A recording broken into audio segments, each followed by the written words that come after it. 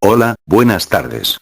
Mi nombre es Iki Minami, y junto con mi compañera Ringo, les hablaremos acerca de la individualidad y colectividad. Ringo, preséntate. ¿Qué tal? Yo soy Ringo Noyamano y les hablaré de la colectividad. Pero primero escucharemos a Iki. Gracias Ringo, así que para empezar, ¿qué es la individualidad? La individualidad es la posición moral, filosófica, política, ideológica, o simplemente un punto de vista social que enfatiza la dignidad moral del individuo.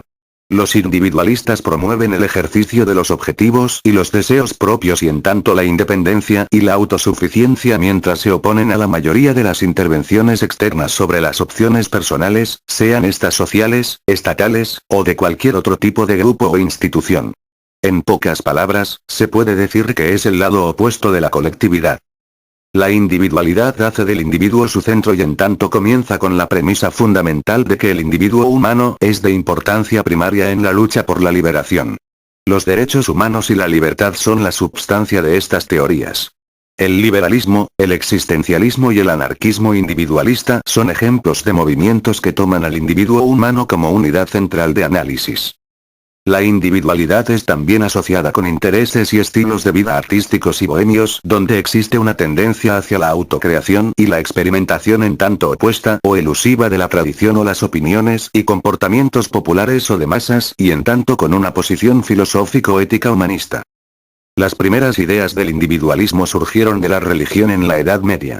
Específicamente del concepto del alma individual humana y de la salvación individual. Estas fueron la base para el concepto más elaborado de individualismo que conocemos hoy. Estas ideas fueron drásticamente modificadas en la Revolución Industrial. Cuando pasó de ser una salvación individual a ser todo un sistema de trabajo individual y de ganancia individual con el surgimiento del capitalismo. Ese nuevo concepto se acerca más al de la actualidad, pero tuvo que sufrir una gran serie de cambios para llegar a su actual forma. En los últimos siglos XX y XXI, el individualismo fue adquiriendo fuerzas sobre el colectivismo, muchos de los países que habían optado por el colectivismo cambiaron a sistemas más individualistas, un ejemplo de esto es el caso de Alemania y China. Estos países pasaron y todavía están pasando por un proceso de adaptación a este nuevo sistema. Esto a causa de la economía globalizada que apoya a los sistemas capitalistas del individualismo, pero también por fallas gubernamentales a la hora de implantar los ideales del colectivismo. Los cuales a su vez pudieron haber sido influenciados por la caída de la Unión Soviética.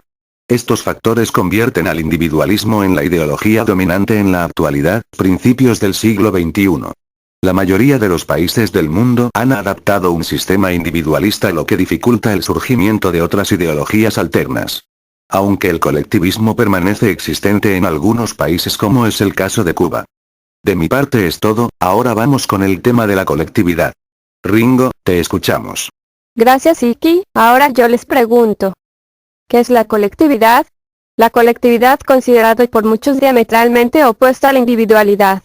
Las sociedades colectivistas son aquellas en las que se percibe una interdependencia de sus miembros y donde prima el bienestar del grupo sobre el individuo, es decir, la consecución de los objetivos grupales sobre los individuales.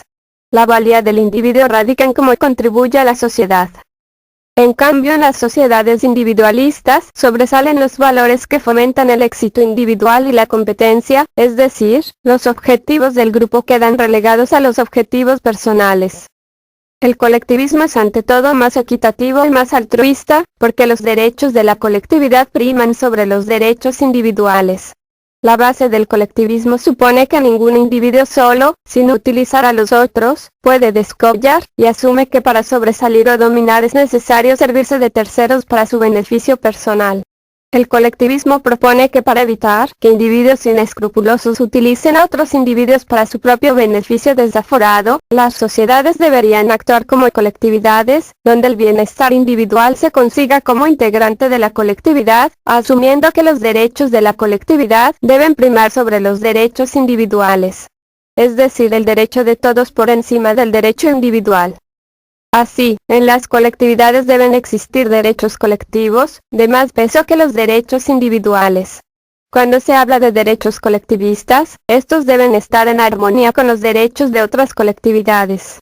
La educación se usa a menudo en estas sociedades para inculcar a las personas desde la niñez el concepto de su contribución al beneficio de todos, y su sentido de formar parte de una sociedad más grande que el individuo. Del mismo modo que en las sociedades individualistas la educación se utiliza para engrandecer la imagen del individuo por sobre la sociedad.